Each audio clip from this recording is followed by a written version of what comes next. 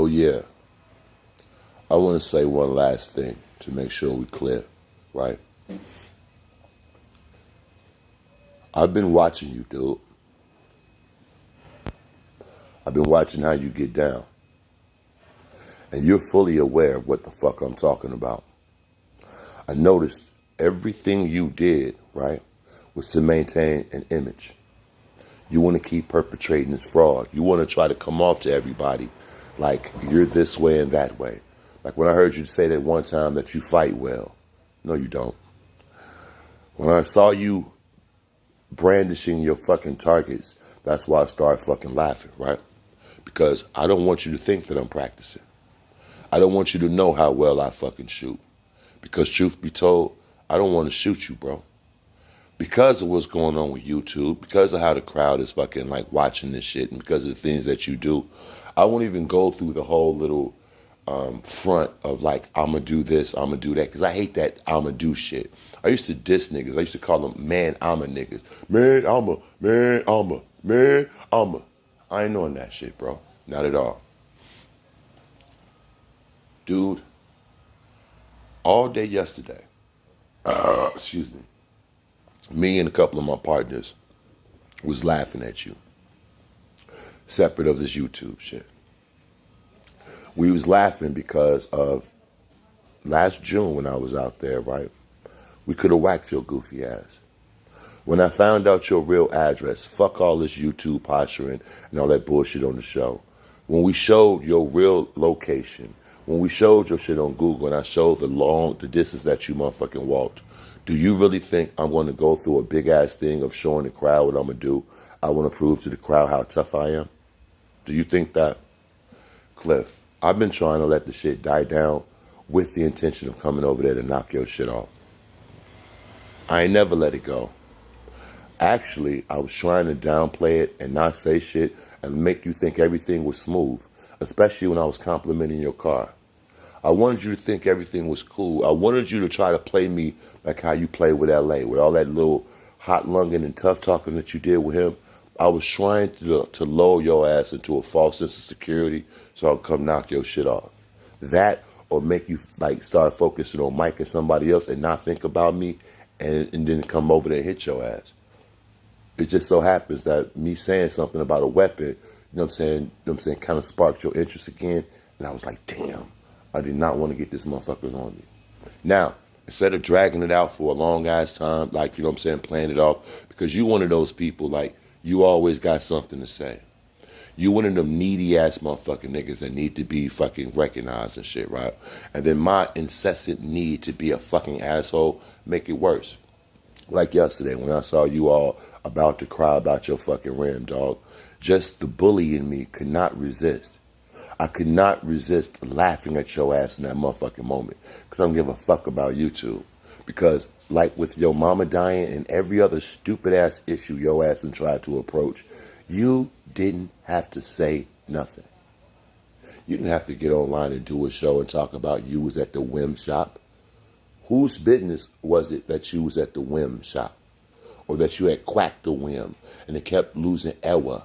You had put Ewa in the tire and it kept going down. So you was at the whim shop and they charged you so-and-so and you didn't ask for donations. Come on, man. Problem is with niggas like you, you don't know when to quit because you ain't never been the man. Better way of saying it, you don't know when to quit because you ain't never been a man. You understand what I'm saying? I'm going to explain to you, Cliff. I'm very worldly. You was in the military, right? And you traveled as a soldier. So everywhere you went, you acted as a soldier. You used the energy of the uniform. You used the energy of the armed forces. You used the energy of the collective you was with. You was a coward acting like a bully. See, a lot of niggas in the military got down like you. See, you forget. I know this. A lot of niggas like you get down the way they get down. The first time they fired that M16 or whatever, they did get hard. When they out and they can be the shit in another country, different than here where they ain't nothing, that shit goes to their motherfucking head. They come home and all the pomp and circumstance that goes along with being a soldier, thank you for your service and all that phony shit. Well, you get your little moments to shine here and there, whatever. It's all manufactured. But again, motherfuckers like you ain't never been on shit. You didn't never travel and learn how people get down. You never traveled and motherfucking appreciated and understood where the fuck you were. That's why you brought those stupid ass little drinks and dumb shit you learned in the army, which was American shit that they were doing in these other people's countries. Why I'm saying that is because you never embrace other cultures. You're not sophisticated. You're slow. What does this have to do with everything I'm talking about? Because you're not a man. If you were a man, right? The things that I was talking about yesterday about getting the type of car that you got and all of that, right? It would have just been over with because it's real. There's no way to dispute it. The only way to refute anything that I said would be to have purchased a new car. From where you stand, what you have, and what you've done with it, it's all fucking stupid. An ex-veteran who's single, don't have no kids and no responsibilities, the best you could do is go get an overblown interest rate on a 12-year-old car. Any car over motherfucking 10 years old at maximum is worth motherfucking $4,000. You feel what I'm saying? And it only goes up depending on the condition it's in, the amount of owners that it motherfucking had, and the particular model. You know what I'm saying? It has to be a model that had a lot of popularity, had a short motherfucking run or whatever the fuck, so it's looked at as a collector's item. There's a few out here. It also can be a car that fucking fell off and people are looking for now, like the PT Cruisers and shit like that. That Chrysler 300 was a common car like today's Chevy Cruze because everybody got one. You feel me? Bro, what you did and how you did it, everyone looking at it can see. You ain't have no money. None of us had no money. You went and got the freshest shit that you can get on one of them bullshit Chicago car lots. We all know it. You probably went over there on Western and got bent the fuck over. You didn't go far because you didn't have nowhere to get, you didn't have no real way to get there. You should have went to the auction. You could have got something newer for cheaper. Anyway, damn all that. The point of me talking about all that shit is because you're not handling your business.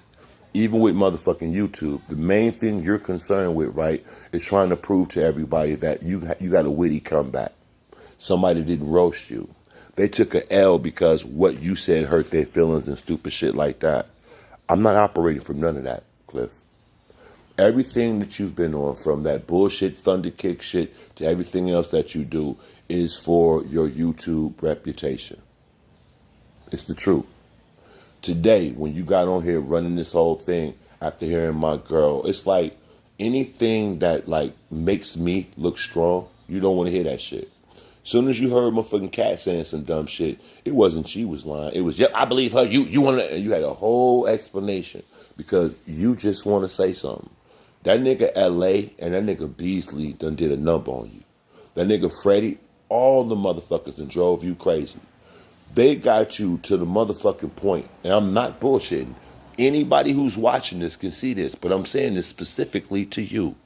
These people, motherfucking LA, All Facts, Beasley, you feel what I'm saying? Slapper, and everybody else who focused on you and said something to you, these people are the motherfucking reason why you get down the way you get down.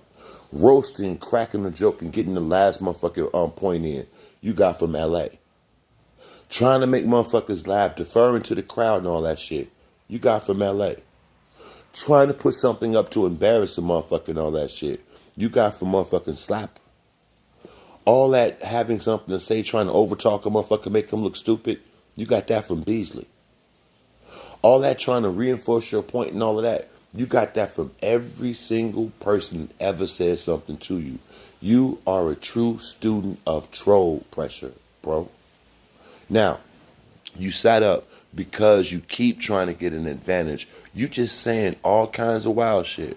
You tried to throw something out about my kid. And the only reason why I keep focusing on it, I'm like, who the fuck tries to dish you with information that you gave them? You. You're trying to shame me after I laid out what I was talking about, which is stupid. You sat back and witnessed what was going on with motherfucking Beasley and the whole thing with my father. But you tried to turn into a personal agenda like you didn't know, a personal motherfucking vendetta agenda and diss like you didn't know what was going on. I thought the motherfucker was dead. So for you to be coming back, even mentioning that motherfucker is like, yo, you really reaching low, bro. Today, right? Just because my girl was talking in the background, you're mad at her.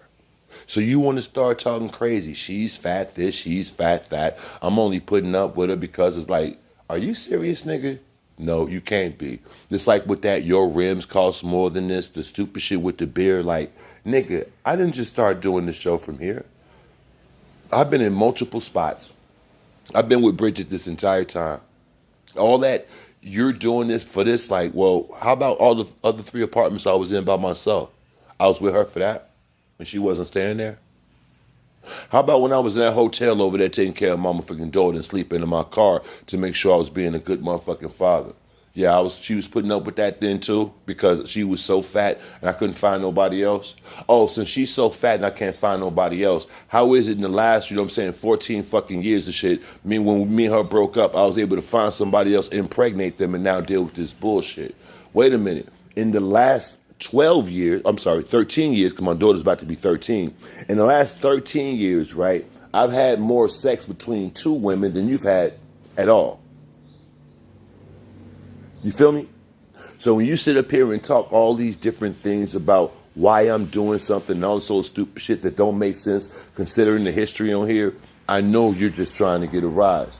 But the wild part, since you decided to take it to the extreme that you did today, that's what makes me feel something. And that's what makes me feel like, oh, it's time to show you the difference between some Chicago shit and some YouTube shit. You talking about when I said I was leaving and all these other things, which seem to be important to you because my presence on YouTube poses a problem to you and others. Again, all day yesterday on LA show, you tried to start today talking about Mike's show. Anything you can try to use to give yourself an advantage or make it look like you're superior to me, you're trying to jump all over it. As evidenced by your references of your usage of the word jealousy, envy, stalking, and all that other shit. You're trying to spin the dynamic to favor you. I don't know if you need crowd support. I don't know if you need crowd validation. I don't know what it is at this point, but I don't even give a fuck. Cliff, I promise you on everything that I know, I promise you on everything that I love, this particular, I want to make sure I say this the right way. The things you've done in the last few days are enough to make me want to change my entire approach towards this. We're going to have a resolution. I laid out to you. I gave you an option to come meet me in a neutral spot, put on some gloves, and work it out like men. More than once. I've given you the option to come on out here on my private property. We can go to a secluded area and we can work it out like men. More than once. I suggested I can come to where you live because you got a nice couple little isolated spots over there. We can work it out like gents. You refused. But you will not stop. You want to antagonize.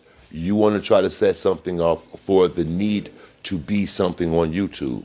Cliff, I'm making sure I'm saying it nice and slow and spelling it out with you. I am not on YouTube shit. The problem that I have with you is no longer a part of social media. The problem that I have with you now is personal. You can talk about whatever you want to talk about. I promise you, I have no more responses. I'm not doing no more public dialogue with you about this. This is personal now. I don't have a means to talk to you, nor do I want to talk to you. I'm not going to send messages through other people because I have evidence of trying to do that. I've tried to resolve this shit with you more than once, and I thought after coming out there and smacking your ass around a little bit, you would lie, play your game, and it would fade to the side. You don't know when to stop. I thought I was a middle-aged man dealing with a middle-aged man going through identity crisis, and he would come to his senses, eventually and stop this stupid shit. I was wrong. It's a middle-aged man dealing with somebody who's mentally stunted. And I realize it's either one or two things. One, I'm going to continue doing this dumb shit on YouTube and we both going to get implicated. Nah. I'm going to go ahead and leave this YouTube shit alone. Two, we're going to have a confrontation. We're going to have a face-to-face meeting. All that gun shit and all that shit, I'm not worried about. I promise you, Cliff. I promise you. And I'm not even going to say it with no threatening tone. I promise you, you're going to be held accountable for everything you've done in the last few days. Because I know why you're doing it. You know why you're doing it. And because of that, because you're a middle-aged man and you refuse to stop playing these kiddie games, you are going to regret it. And ain't shit that you showed on YouTube going to be able to protect you. I promise you that. Goodbye.